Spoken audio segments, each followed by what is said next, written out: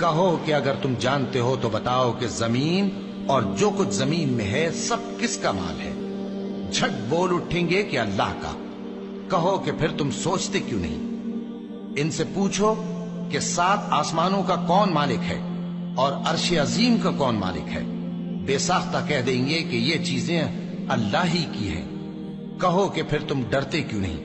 کہو کہ اگر تم جانتے ہو تو بتاؤ کہ وہ کون ہے جس کے ہاتھ میں ہر چیز کی بادشاہی ہے اور وہ پناہ دیتا ہے اور اس کے مقابل کوئی کسی کو پناہ نہیں دے سکتا؟